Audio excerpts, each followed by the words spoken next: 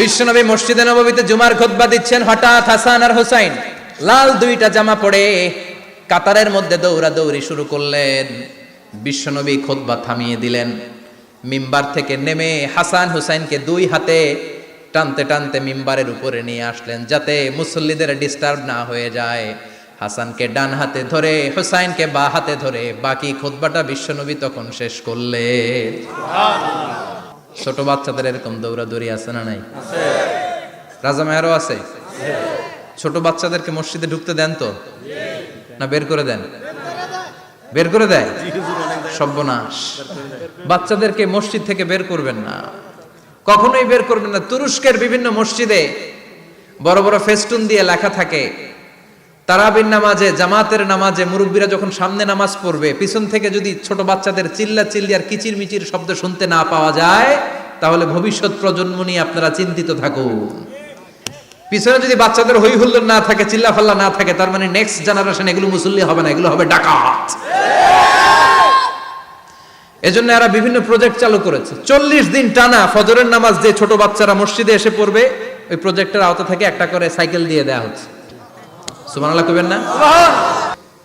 What a project! কত চমৎকার project! এই প্রজেক্টগুলো নেওয়ার দরকার আছে না নাই? আছে। এজন্য ছোট বাচ্চাদেরকে মসজিদ থেকে তাড়িয়ে দেওয়া যাবে না, এদেরকেও নিয়ে যাবে। এরা হাসতে খেলতে চলতে ফিরতে। আমি বাইরের যত জায়গায় তারাবি পড়েছি, অনেক দেশে তারাবি পড়েছি রামাদানে, ছোট বাচ্চারা পিছনে অনেক কিচির মিচির করে।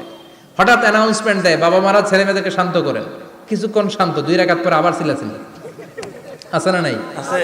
ওরা যদি না চিল্লায়, ওরা যদি লাফালাফি না করে, লাফালাফি কি 80 বছরের মুরব্বী করবে? কথা কয় না। মুরব্বী লাফালাফি করলে এটা মানাবে? ছোট বাচ্চারা লাফালাফি করবে, একজন আরেকজনের কামড় দিবে, কাঁচের গ্লাস ভাঙবে, এটাই পৃথিবীর সৌন্দর্য। চিল্লায় বলেন ঠিক কিনা? বিশ্বনবী একবার আসরের নামাজের সেজদা লম্বা করে দিলেন। সাহাবারা বললেন, নবী নামাজের পরে ধরলেন, অসুস্থ হয়ে গেলেন নাকি? অথবা কোরআনের আয়াত সেজদা অবস্থায় নাজিল হয়ে গেল নাকি? আসরের সেজদা তো এত লম্বা করতে কখনো দেখি নাই রে নবী। বিশ্বনবী বললেন, না, অসুস্থ হই নাই, কোরআনের আয়াত নাজিল হয় নাই। আমি যখন সেজদায় লুটিয়ে পড়েছি, আমার কলিজার টুকরা নাতি হাসান আমার কাঁধের উপরে চেপে বসেছে। আমি যদি সেজদা থেকে মাথা উঠাই, হাসানের কষ্ট হয়ে যাবে, তাই আসরের একটা সেজদা আমি ইচ্ছা করেই লম্বা করে দিয়েছি। কি নবী ছিল, কি মায়া ছিল নাতিদের সাথে। হাসান হুসাইন বিশ্বনবী, যে নবী হচ্ছে সব নবীদেরও সর্দার, ওই নবীরে ঘোড়া বানায়া, বিশ্বনবীর বাবরি চুল ছিল তো, ওই চুল ধরে এরকম ঘোড়া ঘোড়া খেলতো। বিশ্বনবীর কাঁধে বসে বিশ্বনবীর বাবরি চুল টেনে টেনে কয়, এটা আমার ঘোড়া। হাসান হুসাইনের গায়ের এমন কোন জায়গা নাই যে জায়গায় বিশ্বনবী চুমা দেয় নাই। আর বলতেন, রাইহানা চাইনি ফিদ দুনিয়া, হাসান আর হুসাইন হলো আমার দুনিয়ার সুগন্ধি। সাইয়্যিদা শাবাবি আহলিল জান্নাহ, জান্নাতীরা আপনারা যারা জান্নাতে যাবেন, আপনাদের সামনে 2টা পতাকা থাকবে, একটা থাকবে হাসানের হাতে আর একটা হুসাইনের হাতে। আবার বিশ্বনবী জুমার খুতবা দিতে দাঁড়ালেন। এক সাহাবী এসে বসে বলল, বিশ্বনবী বললেন, কুম, দাঁড়াও। 2 রাকাত পড়ছো? সাহাবী কয়, না, পড়ি নাই। বিশ্বনবী বললেন, ইরকা রাকাতান, 2 রাকাত পড়ো। সাহাবী 2 রাকাত পড়া শুরু করলেন। বিশ্বনবী আবার খুতবা দেওয়া শুরু করলেন। খুতবার নিরবিচ্ছিন্নতাকে ভঙ্গ করে বিশ্বনবী তাকে দাঁড়াতে বললেন, 2 রাকাত নামাজ পড়তে বললেন। তার মানে খতিব সাহেব মন গড়া শুধু খুতবা দিয়ে যায় না, ডানে বায়ে কোথায় কি হচ্ছে সবকিছু নজরে রেখে, কন্ট্রোলে রেখে, সামাজিক সব সমস্যার কথাগুলো তুলে ধরে অসামাজিক কার্যকলাপের বিরুদ্ধে হুঙ্কার দিয়ে জুমার প্ল্যাটফর্মটাকে শক্তিশালী করাই হচ্ছে একজনের খতিবের দায়িত্ব। চিল্লায় কোন ঠিক কিনা? এ কাজই করেছেন বিশ্বনবী 500টা খুতবায়। আবার বিশ্বনবী দাঁড়িয়ে খুতবা দিচ্ছেন। এক সাহাবী এসে বলেন, নবী, মদিনার মধ্যে পানি নাই, অনাবৃষ্টি, দুর্ভিক্ষ, আপনি একটু দোয়া করেন যাতে বৃষ্টি হয়। কিসের দোয়া? বিশ্বনবী জুমার খুতবা থামিয়ে দিলেন। খুতবা দিচ্ছিলেন, খুতবা থামিয়ে দোয়া করলেন, আল্লাহুম্মা আসকিনা, আল্লাহুম্মা আসকিনা ইয়া গাউস আগিসনা, আল্লাহুম্মা আসকিনা গাইসান মুগীসান, মারিআন মুরিআন, নাফিআন গায়রা দার, আজিলান গায়রা আজিল। আল্লাহ, আপনি আমাদের সাহায্য করেন, আপনি রহমত করেন, বরকত দেন, আপনি মদিনার বুকে বৃষ্টি দেন, তাড়াতাড়ি দেন, দেরি করেন না। সুবহানাল্লাহ। বিশ্বনবী দোয়া করতে দেরি, মুহূর্তের মধ্যে ঝুমঝুম করে বৃষ্টি নাজিল হয়ে মদিনাটা প্লাবিত হয়ে গেল। আকাশে মেঘ দেয় কে? আল্লাহ। বৃষ্টি দেয় কে? আল্লাহ। বিশ্বনবীর দোয়ার বরকতে বৃষ্টি নামলো। শুক্রবার বৃষ্টি, শনিবার বৃষ্টি, রবি সোম মঙ্গল বুধ বৃহস্পতি শুক্র, এর পরের শুক্রবার পর্যন্ত টানা বৃষ্টি হলো। কারণ বৃষ্টির দোয়া করছে, বৃষ্টি বন্ধ হওয়ার দোয়া তো করে নাই, চলতেছে। আল্লাহ কইছে নবী চাইছেন দিতেছি, না করলে থামামু। সুবহানাল্লাহ কইবেন না? বৃষ্টি হইতে হইতে মদিনায় বন্যা, মরুভূমির দেশ, কি পরিমাণে হেভি রেইনফল হলে মরুতে বন্যা হয়। সুবহানাল্লাহ পড়বেন না? আবার বিশ্বনবী পরের জুমাবারে খুতবা দিচ্ছেন, ওই সাহাবী এসে হাজির, এসে বলে, ও নবী আর বৃষ্টির দরকার নাই। যে বৃষ্টির দোয়া করতে বলেছিল সে এসে বলে আর কিসের দরকার নাই? চিল্লায় বলেন কিসের দরকার নাই? ও নবী আর বৃষ্টির দরকার নাই, এবার বৃষ্টি বন্ধের দোয়া করেন। বিশ্বনবী আবার হাত তুলে বললেন, আল্লাহুম্মা হাওয়ালাইনা ওয়ালা আলাইনা, মানে আল্লাহ আপনি বৃষ্টি দেন, তবে এই এলাকায় না, ডানে বায়ে সামনে পেছনে চারদিকে দেন। সাহাবীরা মসজিদ থেকে বের হয়ে দেখে মদিনার চারদিকে এরকম গোল একটা চাকতি, এই চাকতি দিয়ে নীল আকাশ দেখা যায়, আর ডানে বায়ে সামনে পেছনে প্রচন্ড ঝড় ঝন্ডার বৃষ্টি। মদিনার আকাশে এক ফোঁটাও বৃষ্টি নাই। চিল্লা এখন সুবহানাল্লাহ। এগুলো হচ্ছে বিশ্বনবীর খুতবার বরকত।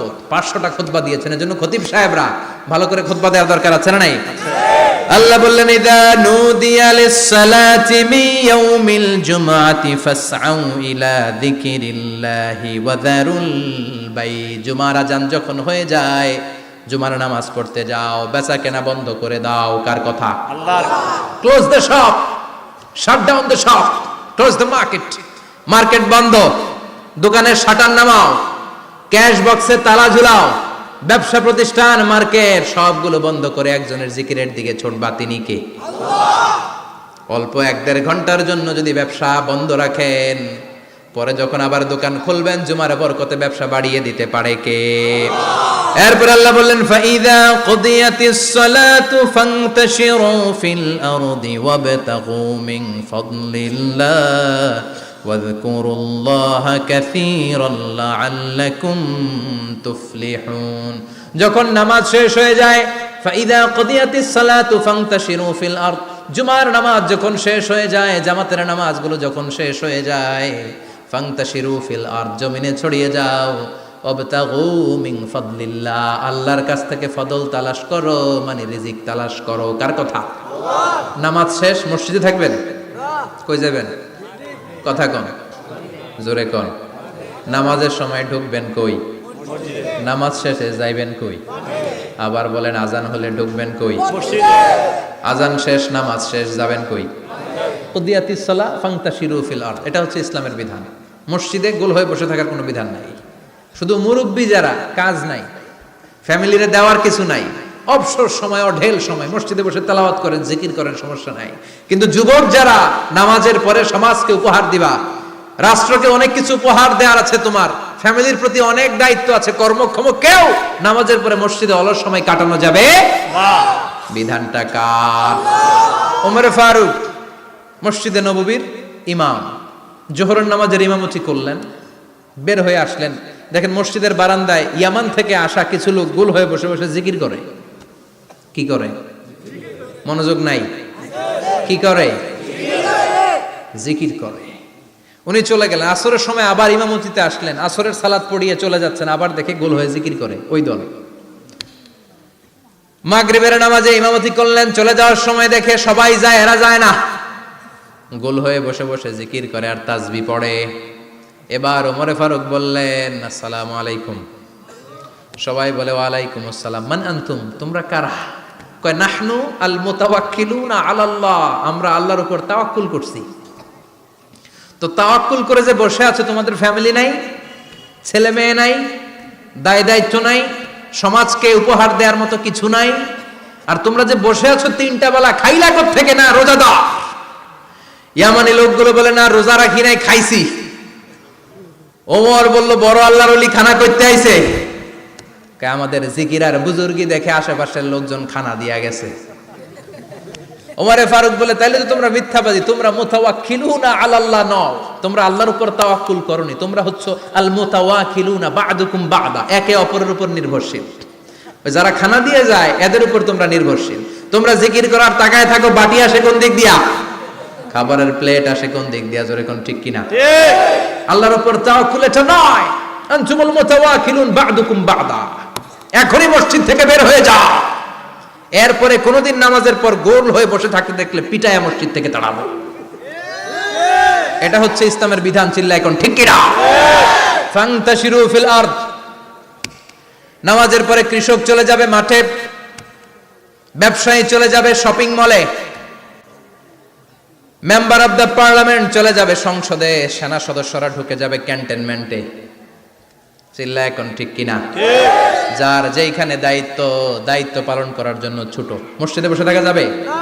কোন যুবক মানুষ, কর্মক্ষম মানুষ নামাজের পরে মসজিদে বসে বসে জিকির করা যাবে? নামাজে তো সবচেয়ে বড় জিকির, কামাই করা লাগবে না? মেয়ে কোথায় গেল, ছেলে কোথায় গেল, ফ্যামিলির খোঁজ খবর নেওয়ার দরকার আছে না নাই? চিল্লা এবার আছে না নাই?